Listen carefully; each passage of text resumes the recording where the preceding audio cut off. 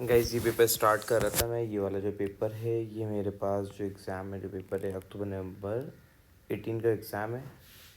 1 our 15 minutes का वो exam होता है। फर्स्ट MCQs, अगर इन विच सिचुएशन, यहाँ पे एग्ज़ाम ने क्या पूछा है, in which situation, basically in which situation are there definitely positive externalities, किस सिचुएशन में पॉजिटिव एक्सटर्नैलिटीज़ क्रिएट की जाती है। Basically positive externalities mean effect जो थर्ड पार्टी पे इफेक्ट आता है। थर्ड पार्टी को एक्सटर्नल बेनिफिट कैसे मिलता है। थर्ड पार्टी जब रिसीव करती है external benefit, that is known as positive externalities. External benefit मिल रहा होता है जब थर्ड पार्टी को, that is known as positive externalities. So basically positive externalities कब होती है।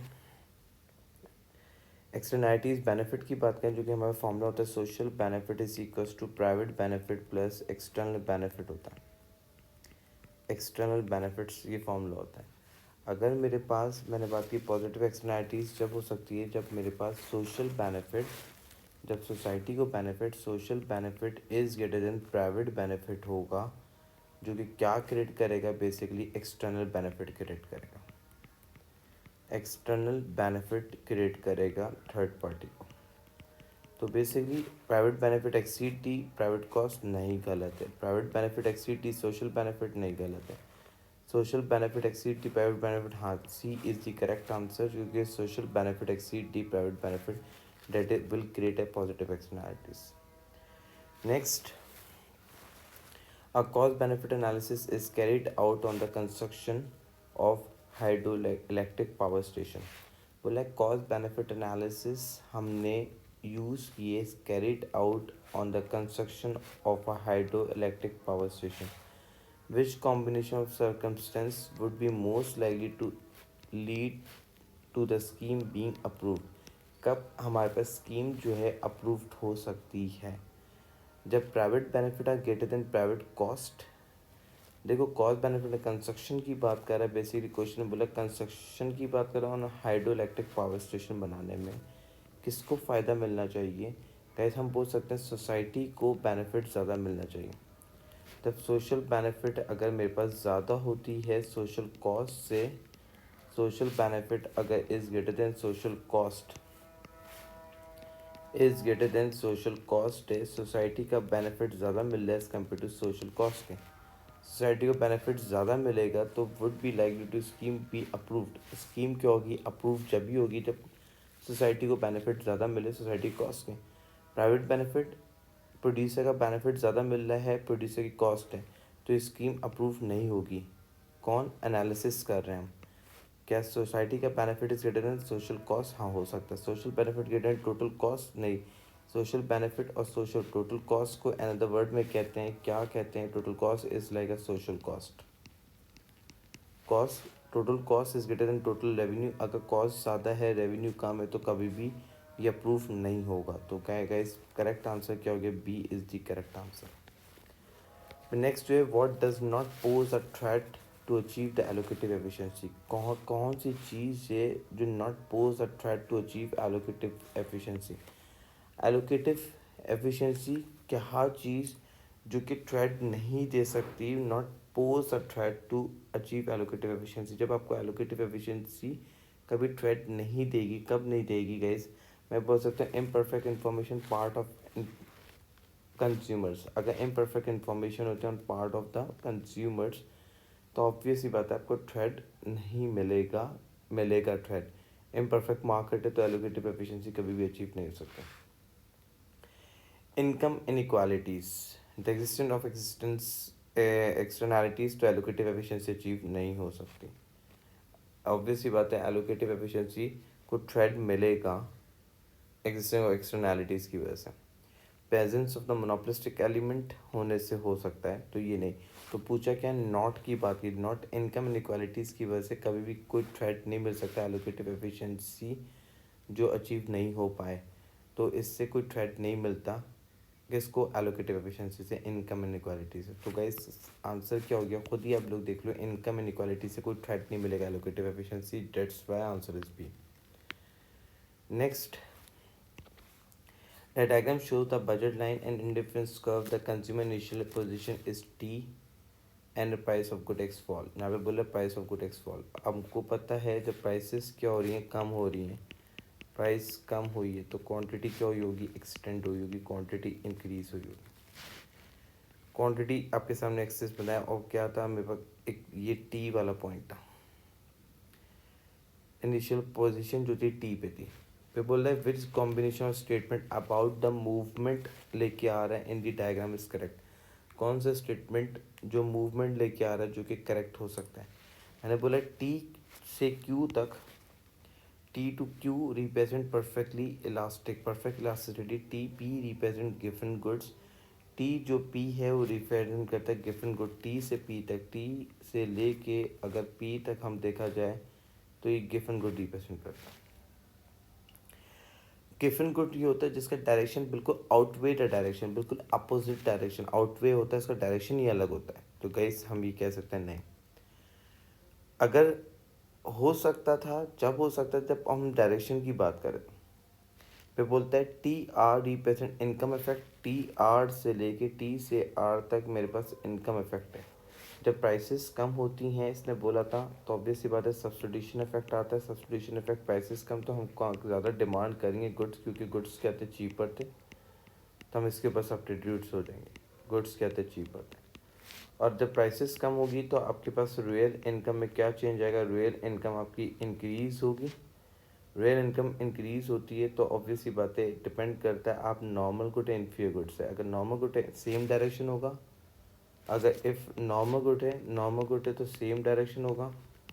नॉर्मल गुड से तो सेम डायरेक्शन की तरफ जाएगा. और अगर इन्फीरियर गुड से सेम डायरेक्शन की बात की, अगर मैंने बात की इन्फीरियर गुड से प्राइस कम होती है और आपकी रियल इनकम क्या होती है, बेसिकली यहाँ पे आइडेंटिफाई कर सकता हूँ रियल इनकम बढ़ेगी.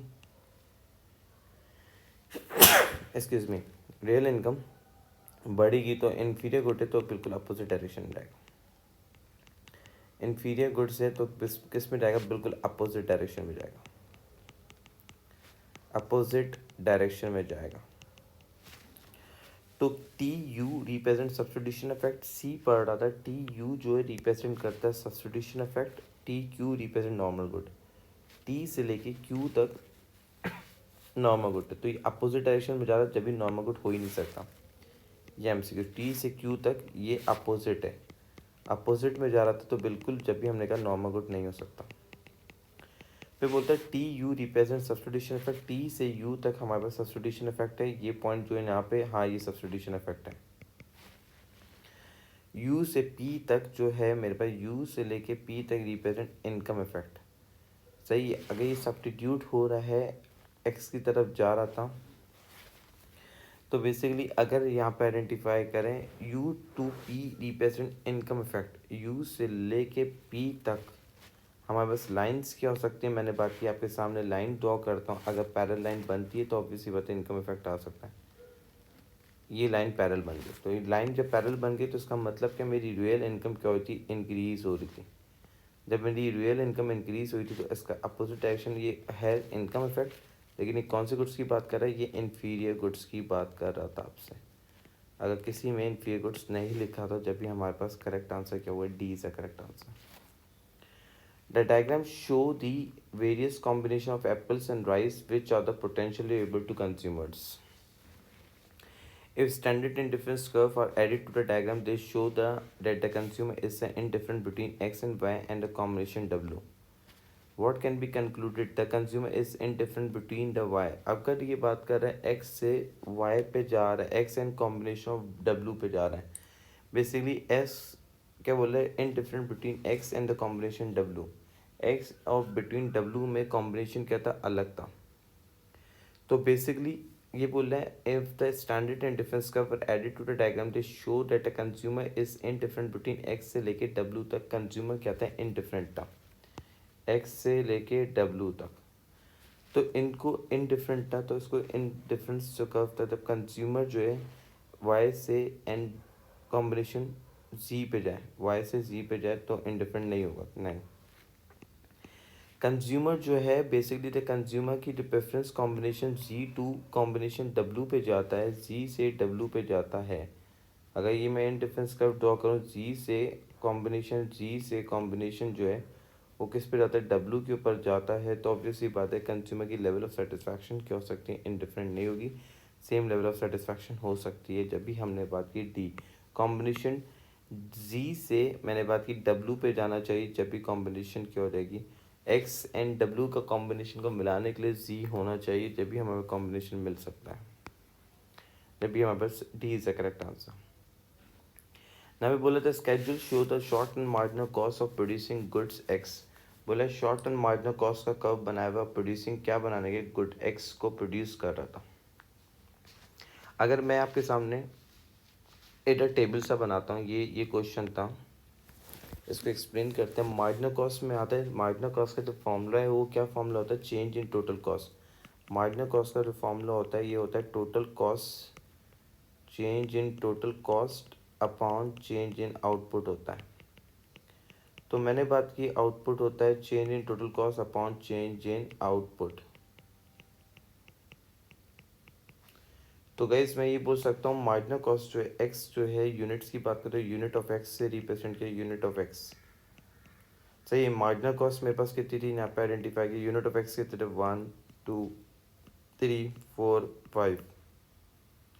सही है, और मार्जिनल कॉस्ट कितनी थी गाइस यहाँ पे आइडेंटिफाई किया, 45 40 30 20 20। अब मुझे टोटल कॉस्ट कैसे निकालूंगा, टोटल कॉस्ट जो मुझे निकालनी है, टोटल कॉस्ट कैसे निकालूंगा, ऑब्वियसली बात है मैंने बात की टोटल कॉस्ट जब मैं निकाल रहा हूँ तो टोटल कॉस्ट कैसे निकालूंगा, मुझे फिक्स कॉस्ट दी हुई थी, कितनी दी हुई थी, 50 फिक्स कॉस्ट दी हुई थी इसने। तो टोटल कॉस्ट क्या है, 45 में मैं क्या करूँगा, 45 में प्लस करूँगा 50, तो ये कितना हो गया, टोटल कॉस्ट 95 हो गई। इस तरह 40 प्लस फिक्स कॉस्ट एडअप करता हूँ, 95 में मेरे पास ये होगी 90। फिर मैंने बात की ऑब्वियसली बात है 30 प्लस मैंने बात की 50, तो इट्स लाइक 80। पे 30 20 प्लस मैंने बात की 50, तो मेरे पास टोटल कॉस्ट कितनी हो गई, मैंने 70। पे 20 प्लस मैंने 50 किया, तो ये भी कितनी होगी, टोटल कॉस्ट 70 होगी।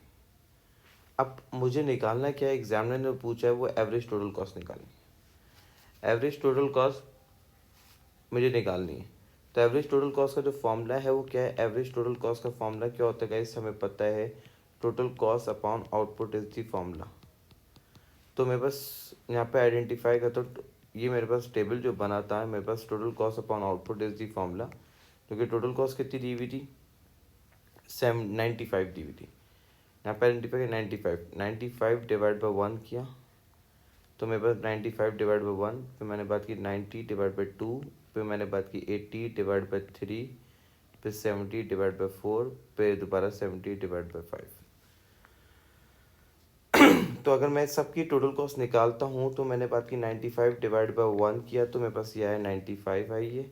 फिर 90 डिवाइड बाई 2 किया तो 45। फिर मैंने बात की 80 डिवाइड बाई 3, अगर 80 डिवाइड बाई 3 करूँ तो ये कितना आ गया, 26.67। फिर मैंने बात की 70 डिवाइड बाई 4 किया, डिवाइड बाई 4 तो 17.5 पे ये बोल रहा है 70 डिवाइड बाय मैंने बात की 5 से, तो ये आगे मेरे पास 14 आ गई। अब सवाल क्या पूछा था, व्हाट पूछा था, given the total fix cost which is the level of output minimum average total cost. कहाँ पे एवरेज टोटल कॉस्ट जो है, एवरेज टोटल कॉस्ट कब मिनिमम पे होगी, सवाल ये पूछा था, मिनिमम पे कब होगी ये सवाल था। तो मिनिमम किस पॉइंट पे हुई थी, 14 इज़ दी पॉइंट जहाँ पे टोटल कॉस्ट क्या थी, मिनिमम थी, जो कि 5 पे थी टोटल कॉस्ट मिनिमम। तो बेसिकली इसका करेक्ट आंसर क्या है, D is the correct answer. 5 unit बनाने में मेरे पास टोटल कॉस्ट क्या लग रही थी, मिनिमम लग रही थी, डेट इज़ वाई इसका करेक्ट आंसर क्या हो गया, मैंने बात की D is the correct answer. 7th, what must be found, क्या चीज़ फाउंड हो सकती है in two market of price discrimination to be a profitable, जब प्राइस डिस्क्रिमिनेशन प्रॉफिटेबल बन सकती है। तो कहीं सबसे ज़्यादा जो फाउंड हो सकती है जब प्राइस डिस्क्रिमिनेशन प्रॉफिटेबल कब बन सकती है, मैंने डिफरेंट प्राइस इलास्टिसिटी होनी चाहिए, क्या डिफरेंट प्राइस इलास्टिक सप्लाई होनी चाहिए, डिफरेंट प्रोड्यूसर्स होने चाहिए, डिफरेंट प्रोडक्ट्स होने चाहिए। प्राइस डिस्क्रिमिनेशन वो होती है जब प्रोड्यूसर चार्ज करता है डिफरेंट प्राइसेस, यहाँ पे क्या होता है, डिफरेंट प्राइस होता है, डिफरेंट प्राइस होती हैं और सेम प्रोडक्ट की and no difference in production cost, no difference in production cost, no difference in production cost, जहाँ पे आपकी प्रोडक्शन कॉस्ट में कोई डिफरेंस नहीं होता है। तो बेसिकली प्रोडक्शन कॉस्ट में कब डिफरेंस नहीं होता है, जब ऑब्वियसली बात है सेम प्रोडक्ट बना रहे हो तो डिफरेंट इलास्टिसिटी सप्लाई नहीं, डिफरेंट प्रोड्यूसर नहीं, डिफरेंट प्रोडक्ट नहीं, डिफरेंट इलास्टिसिटी की वजह से आप प्राइस डिस्क्रिमिनेशन कर सकते हो, इवन इलास्टिक हो इन इलास्टिक हो तो प्राइसेस डिफरेंट प्राइसेस चार्ज हो सकती हैं प्रोडक्ट में। नेक्स्ट एमसीक्यू से firm maximise it profit by maximising its total revenue. एक फर्म ने मैक्सिमाइज किया अपना profit by maximising its total revenue. What does this imply, मैंने बात की कब ये इम्प्लाई हो सकता है। Average fix cost is zero, बोलता है फर्म जहाँ पे मैक्सिमाइज कर सकती है अपना रेवेन्यू, हमेशा एक नाम average fix cost is zero पे मैक्सिमाइज प्रॉफिट नहीं होता फिक्स कॉस्ट पे। Average revenue equals to cost, तो इसका मतलब ये है आप क्या करते हो, नॉर्मल प्रॉफिट मिलता है आपको, प्रॉफिट मैक्सिमाइज नहीं होता। मार्जिनल कॉस्ट इज ज़ीरो, अगर मेरे पास मार्जिनल कॉस्ट जो है वो ज़ीरो पे होती है तो बेसिकली टोटल रेवेन्यू क्या होता है मेरे पास, मैक्सिमम पे आता है कि नहीं आता टोटल रेवेन्यू। जब मार्जिनल कॉस्ट ज़ीरो पे होगी टोटल रेवेन्यू क्या होगा, मैक्सिमम पे जाएगा।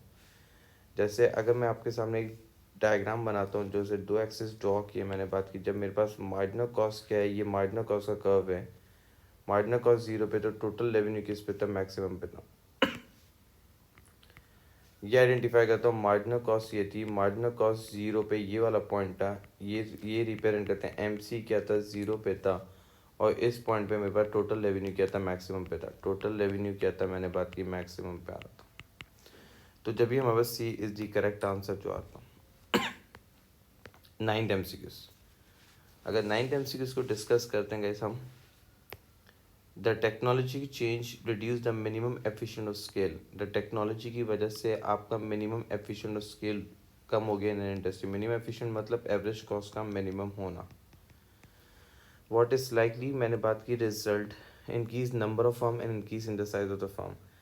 क्या आपके पास number of firms minimum efficient बनने के लिए आपके पास नंबर ऑफ फर्म्स क्या होंगी, कम होंगी, increase the size of the firm. नहीं यार, आपको एफिशिएंट होने के लिए increase number of firm, increase size of the firm reduce कर रहा है। यहाँ पे बोल रहा है मिनिमम एफिशिएंट ऑफ स्केल आपका रिड्यूस हो रहा है। जब आपकी एवरेज कॉस्ट कम, टेक्नोलॉजी चेंज हुई थी जिसकी वजह से आपकी रिड्यूस हो गई, मिनिमम एफिशिएंट ऑफ स्केल और कम हो गया है।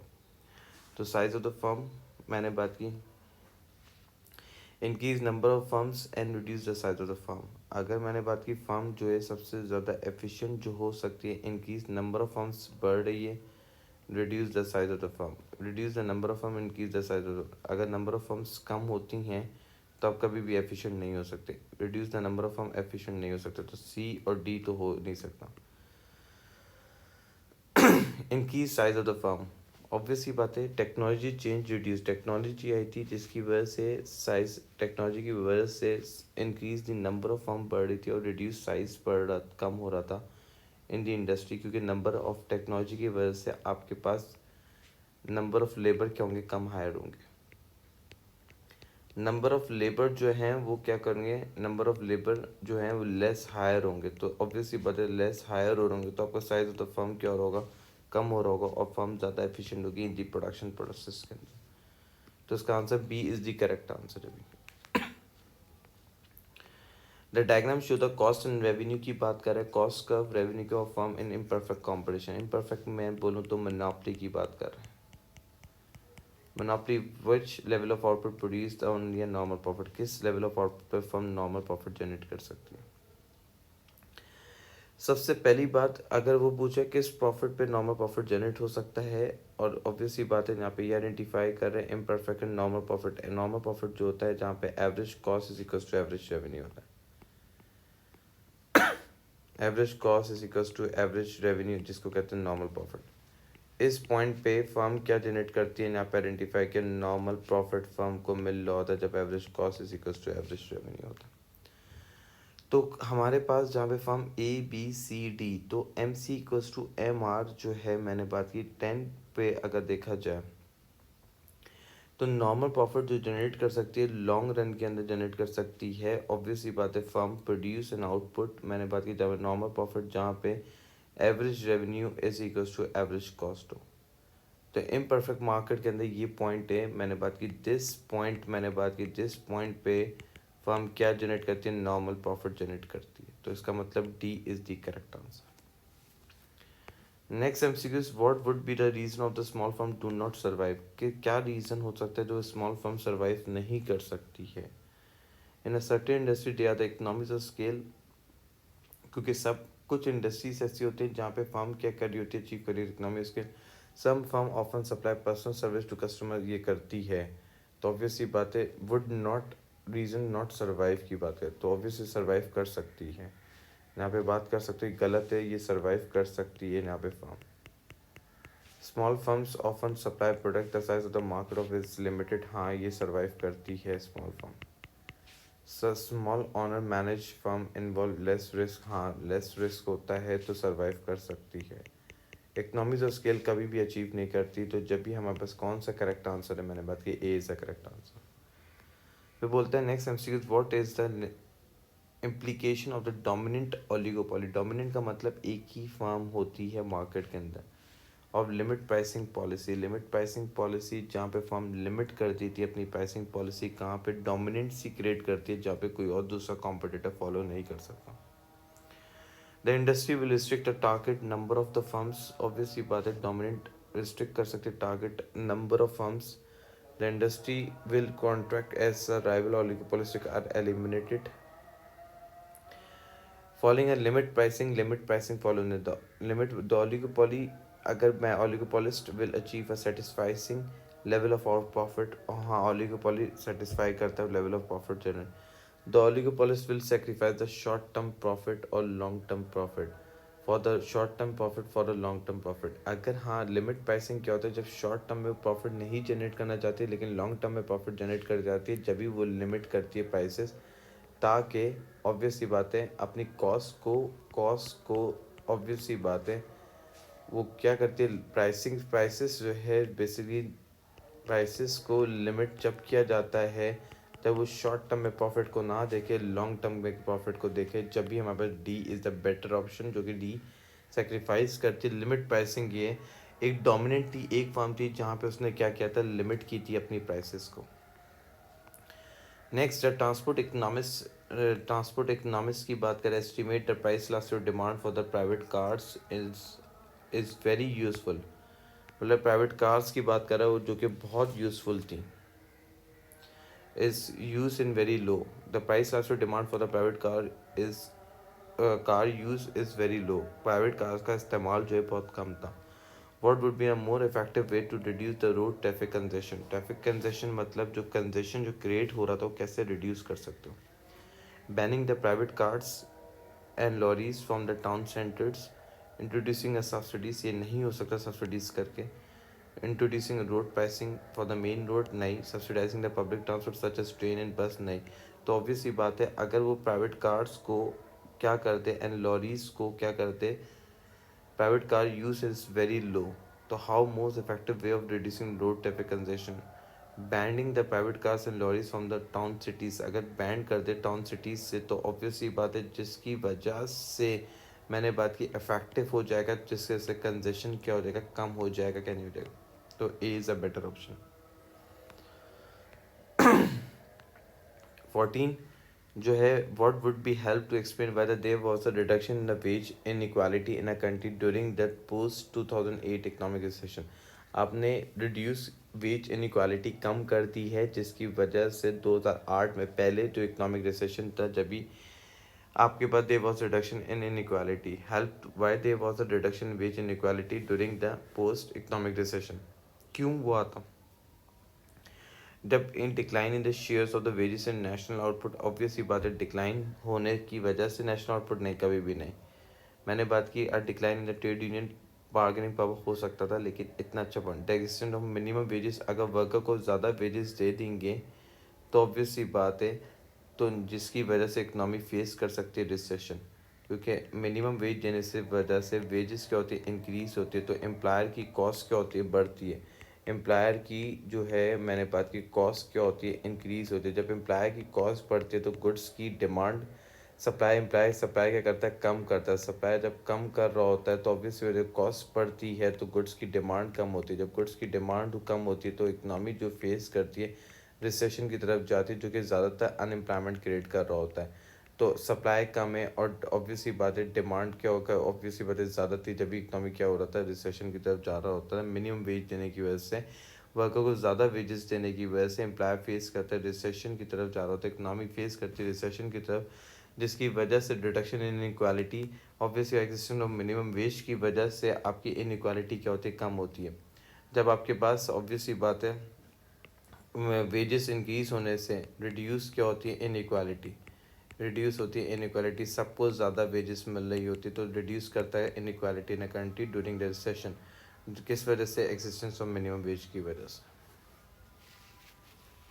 पे क्या है, how is marginal revenue productivity is calculated. Marginal revenue productivity का फॉर्मूला क्या है गाइस, मैं ये आप सब जानते हो, marginal physical productivity multiply by marginal revenue जिससे कैलकुलेट किया जाता है। तो हम ये कहते हैं मार्जिनल फिजिकल प्रोडक्टिविटी MRP जो कैलकुलेट होता है वो मार्जिनल फिजिकल प्रोडक्टिविटी जो कहा जाता है मार्जिनल फिजिकल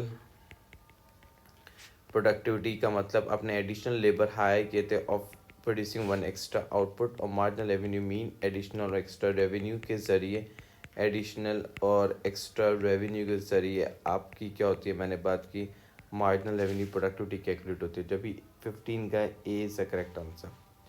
16 जो है currently employed 30 workers at a daily wage rate 50। Marginal cost of employing one extra labor is 112. By how much have to increase daily wages, कितने से बढ़ाए daily wages, जिसकी वजह से मैंने increase the labour force from 31 से 30 से 31। तो इसका मतलब क्या है, इसकी जो मार्जिनल कॉस्ट है एग्जामिनर ने ही बताई। मार्जिनल कॉस्ट की बात करूँ अगर मैं आपसे यहाँ पे ये आइडेंटिफाई करता हूँ, मार्जिनल कॉस्ट जो लग रही थी एक लेबर को एक दिन में, डे में, पर डे मैंने वन एक्स्ट्रा पर डे जो लग रही थी वो 112 लग रही थी। मार्जिनल कॉस्ट 112 लग रही थी और वर्कर को जो वेजेस दे रहा था वो कितनी दे रहा था, मैंने बात की मार्जिनल कॉस्ट जो लग रही थी, एक ऑब्वियसली बात 112 लग रही थी और वर्कर को वेजेस दे रहा था, कितनी दे रहा था, 50। वेज रेट जो था 50 था। अगर मैं एडिशनल कॉस्ट से वेज रेट को माइनस कर दूँ 50 तो मेरे पास क्या है, 62 जो है वो क्या आ गई, टोटल कॉस्ट ऑफ लेबर आ गई। टोटल कॉस्ट कितनी लगी, इतनी लगी। अगर मैं बात करूँ कितने लेबर हायर कर रहा था, 31 लेबर हायर करता है, एक लेबर एक्स्ट्रा 31 लेबर, तो 62 मैंने बात की एक लेबर हायर करनी है, 62 डिवाइड बाई 31 करूँ तो हर वर्कर को कितनी वेजेस देनी पड़ रही है, 62 डिवाइड बाई 31 करूँ तो इस लाइक का मैंने बात की 2 वेज रेट, वेजेस जो है इंक्रीज़ करनी पड़ रही थी, वेजेस इंक्रीज़ हुई थी 2 से, वेजेस इंक्रीज़ हुई थी क्योंकि एक्स्ट्रा कॉस्ट जितनी लगी और वेज रेट कितना था ये, तो हमें पता है टोटल कॉस्ट से मैंने डिवाइड बाई किया नंबर ऑफ़ लेबर जो थे, नंबर ऑफ़ लेबर कितने हायर्ड होते हमें पता है टोटल कॉस्ट ऑफ लेबर, तो हमने डिवाइड किया नंबर ऑफ़ लेबर से तो मेरे पास पता चल गया मेरे पास कितनी एक वेज रेट देनी पड़ रही थी। तो वेज रेट जो इंक्रीज हुई 2 से, तो इसका मतलब क्या है, A is the correct answer. बोला in a diagram HN is the initial supply of the labor curve faced by the firm and RM is initial marginal cost of labor। तो बेसिकली RM जो है बोल रहा है कि ना H से लेके N तक ये मेरे पास इनिशियल सप्लाई ऑफ लेबर था।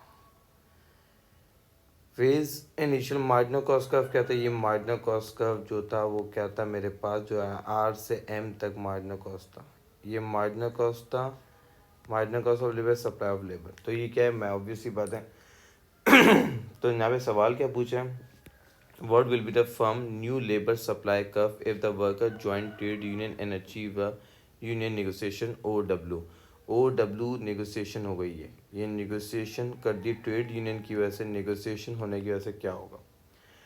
अगर मैं ही बात करूं नेगोशिएशन होने से क्या होगा, मैंने बात की वर्कर ने ज्वाइन की यूनियन को, तो वर्कर को वेजेस किया, वर्कर को यूनियन ज्वाइन करने से, तो यूनियन ज्वाइन करने से तो बेसिकली सप्लाई ऑफ लेबर जो है वो क्या हो जाएगी, हमारे पास बढ़ जाएगी। मार्जिनल कॉस्ट से मेरे पास सप्लाई ऑफ लेबर क्या हो जाएगी, इंक्रीज हो जाएगी। तो वर्कर को ज़्यादा, वर्कर्स की वेजेस क्या होना शुरू होंगे, उसके बाद से मिलना ज़्यादा शुरू हो रहेंगी। तो सप्लाई उसी हिसाब से क्या होगी, कंपेटिटिव वेज रेट से ज़्यादा वेज रेट मिलना शुरू होगी, कंपेटिटिव वेज रेट से ज़्यादा वेज रेट मिलना शुरू रहेगी। तो जब भी हमने कहा डब्ल्यू भी हो सकता है, के भी हो सकता है और एन भी हो सकता है, जो वर्कर की सप्लाई जो चेंज होगी वो क्या होगा, D is the correct answer. पे बोलता है output per worker in the industry increase more slowly than the industry is total, than the industry total output. एक वर्कर ज़्यादा आउटपुट प्रोड्यूस कर रहा था एज कम्पेयर टू जितने टोटल आउटपुट बन रहे थे, उससे इंडस्ट्री के अंदर उससे ज़्यादा वर्कर काम करके दे रहा था।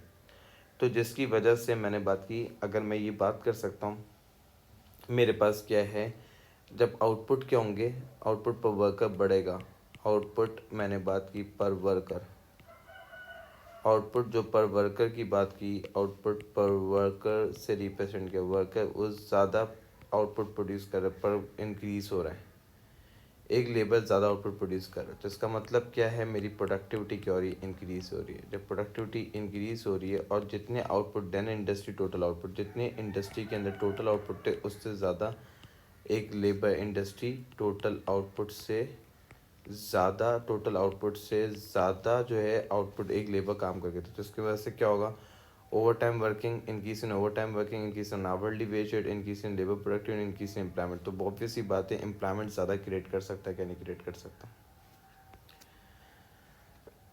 पे बोलता है on a diagram showing a production possibility curve what definitely represent a long run economic growth.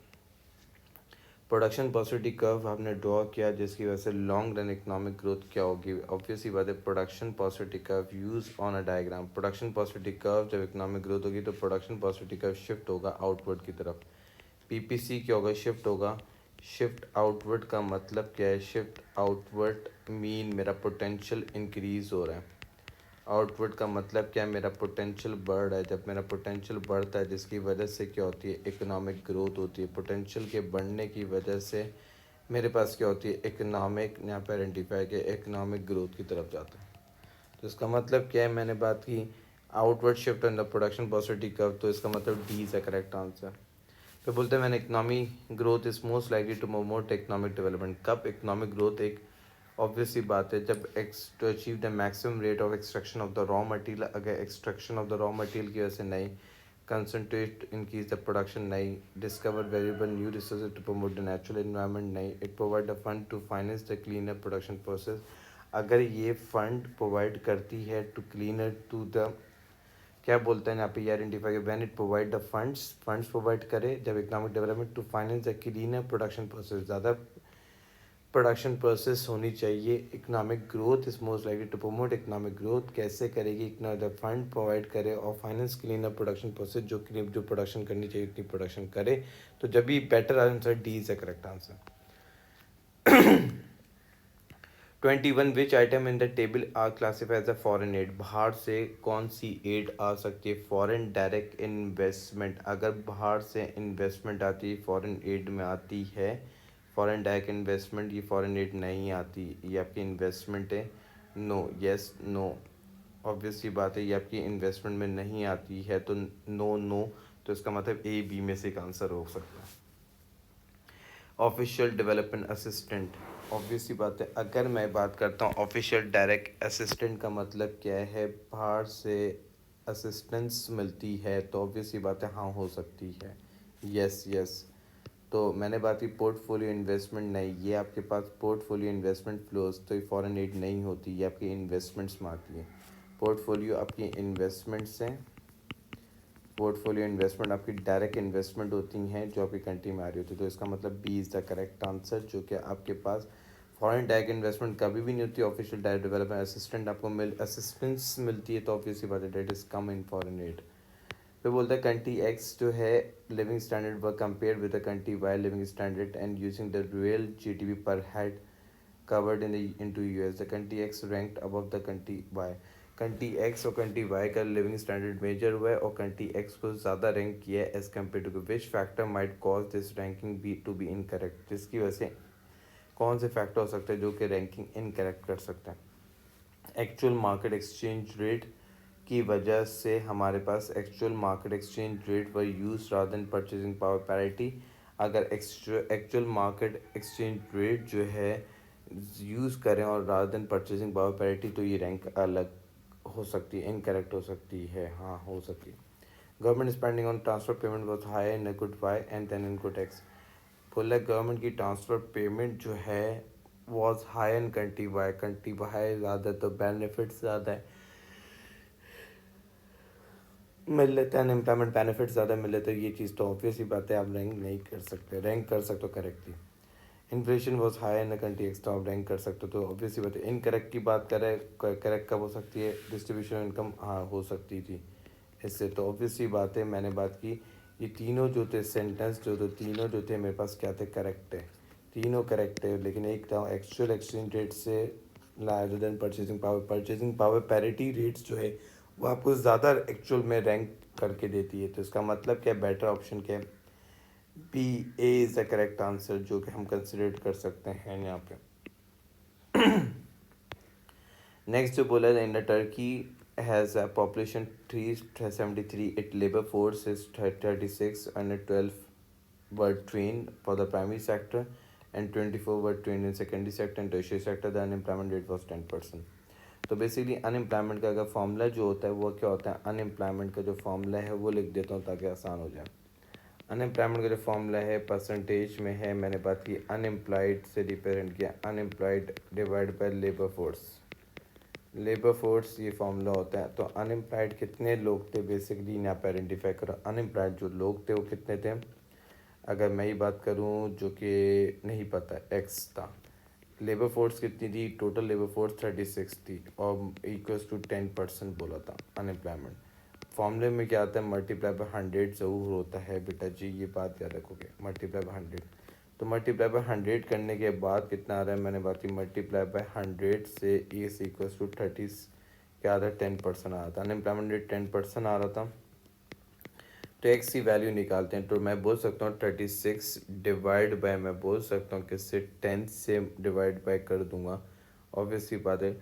अगर मेरे परसेंटेज की value unemployment percentage 36 divide by 10% करता हूँ, अगर यहाँ पे आइडेंटिफाई किया 36 डिवाइड बाई 10% करता हूँ, 36 डिवाइड बाई 10, वरना तो ये भी कह सकता हूँ 36 मल्टीप्लाई बाय, मैंने बात की 36 मल्टीप्लाई बाय 10 डिवाइड बाय 100 करूँ तो मेरे पास क्या आएगा 36, ऑब्वियसली बात है मल्टीप्लाई बाय 10, एक्स की वैल्यू निकालता हूँ 36 मल्टीप्लाई बाय 10 किया डिवाइड बाय किससे कि 100 से, तो मेरे पास कितनी एक्स की वैल्यू जो निकली वो कितनी है, 3.6 पीपल जो है अनएम्प्लॉयड थे, तो that's mean C is the correct answer.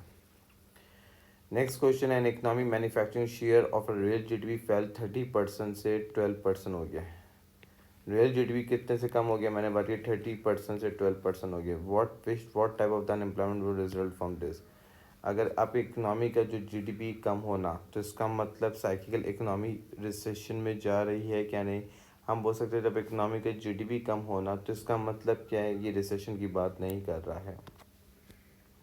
क्या फ्रिक्शनल हो रहा है, फ्रिक्शनल साइकिकल का मतलब क्या होता है, जब इकनॉमी क्या जाती है रिसेशन की तरफ जाती है, रखना।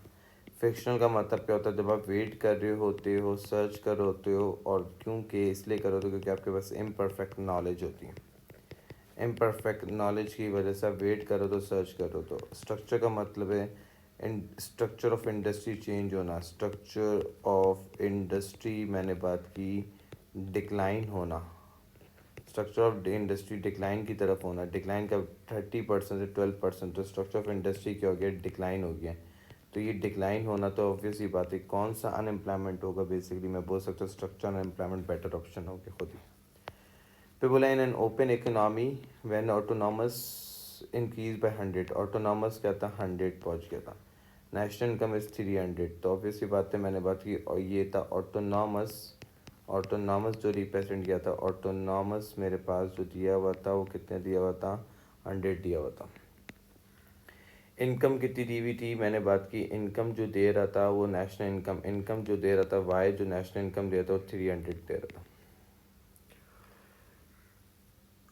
तो मेरे पास ऑटोनॉमस इनकम में से अगर मैं इनकम में से मैंने बात की माइनस की ऑटोनॉमस करता हूँ तो मेरे पास एमपीसी निकल जाएगा, 300 माइनस 100 करता हूँ तो मेरे पास क्या निकलेगा, मैंने बात की 200 में मेरे पास क्या है कंज्यूम जो कर रहा हूँ, कंज्यूम कितना हुआ 200, इनकम कितनी थी 300, तो सी अपॉन क्या है income is change in consumption, मैंने बात की upon change in income formula होता है।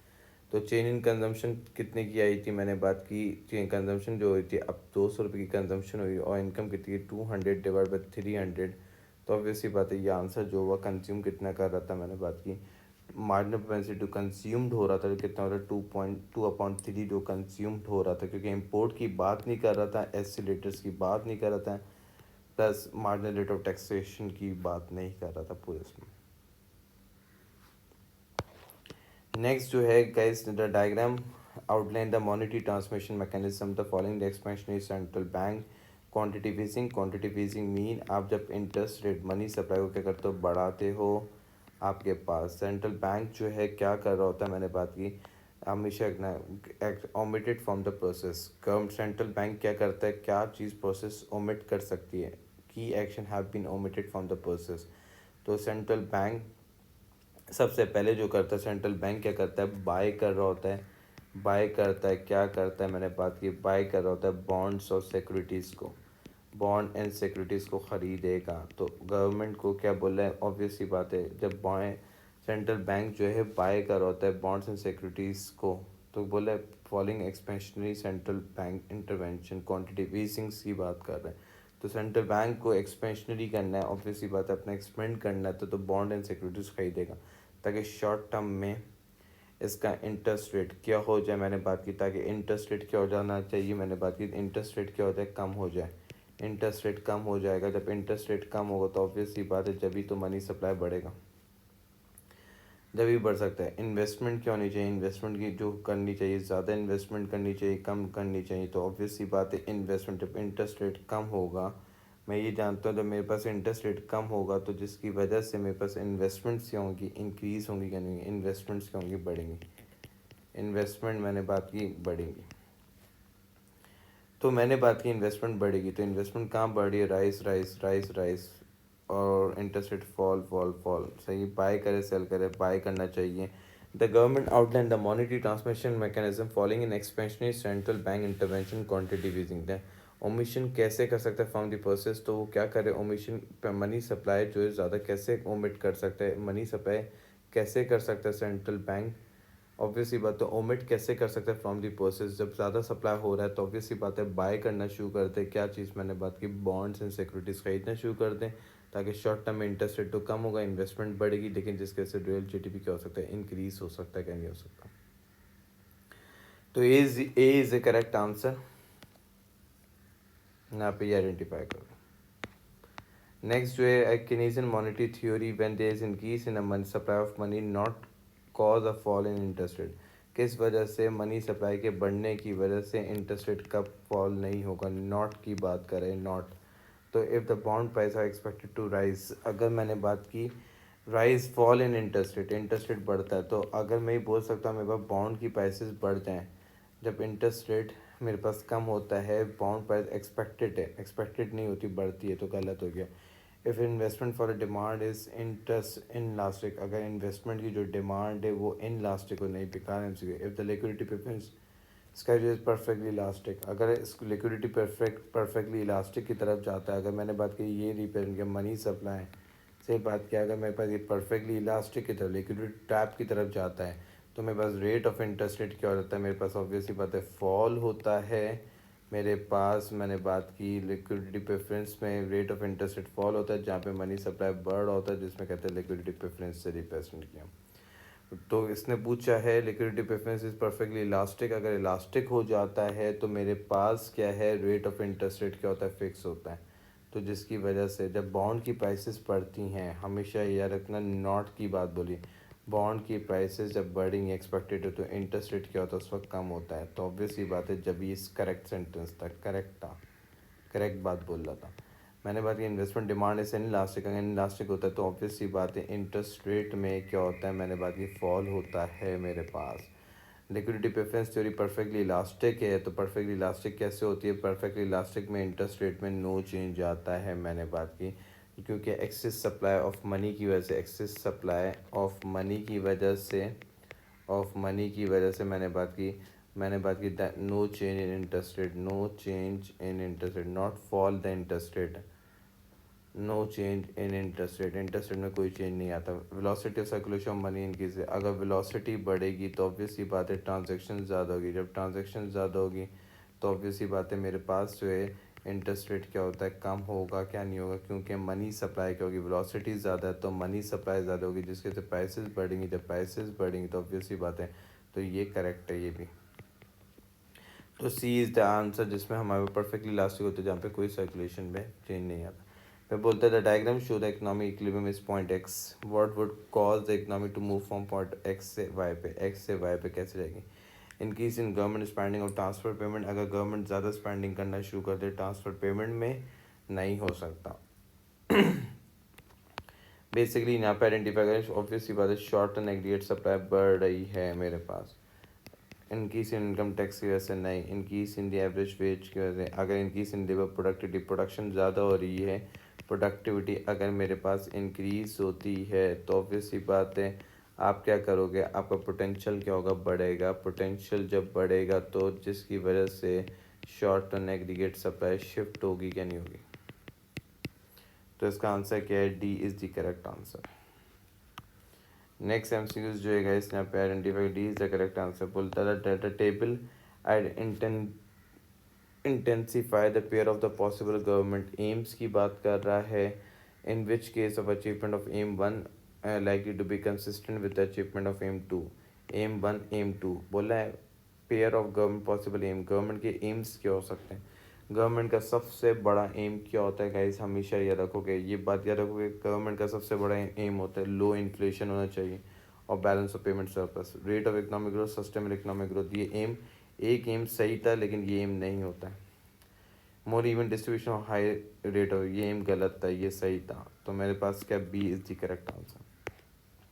What is most likely to result the discovery of oil reserve in a developing country, किस वजह से डिस्कवरी हो सकते हैं oil of reserve, more equal distribution of income and wealth की वजह से नहीं भाई, इनकी कॉम्पिटिशन ऑफ कमर्शियल एग्रीकल्चर में नहीं, डिस्कवरी ऑयल की बात कर रहा है एग्रीकल्चर की, इनकी इन एक्सचेंज रेट, मैंने बात की result most likely result from discovery oil reserve in developing country, developing country में कब ऑयल रिजर्व, ऑब्वियसली बात है यहाँ पे बात करें डिस्कवरी हो सकते हैं, डिस्कवरी हो सकते हैं रिजर्व आपके, तो अगर आपका एक्सचेंज रेट बढ़ेगा तो आपके रिजर्व क्या होंगे, बढ़ेंगे, एक्सचेंज रेट के बढ़ने की वजह से आपके रिजर्व क्या होंगे, इंक्रीज होंगे, क्या नहीं होंगे, जिसकी वजह से आप, और आपका एक्सचेंज रेट क्या होता है, अच्छा होने की वजह से, इम्पोर्ट ऑफ मैन्युफैक्चरिंग नहीं, तो सी इज़ दी बेटर ऑप्शन जो कि हम कंसिडर कर सकते हैं इंक्रीज इन एक्सचेंज रेट। तो गाइज ये पेपर तक तुम्हारे नंबर 30 अक्टूबर नवंबर, ऑब्वियसली बात है 18 का एग्ज़ाम था, 32 वेरिएंट इंपॉर्टेंट पेपर था। आई होप सो आप लोगों को समझ आया होगा guys, thank you so much. और क्वेरीज जो भी हो, इवन आपको कोई चीज़ समझ नहीं है तो you can ask me a question, सही। ये अक्टूबर नवंबर 18 का पेपर। अल्लाह हाफिज़।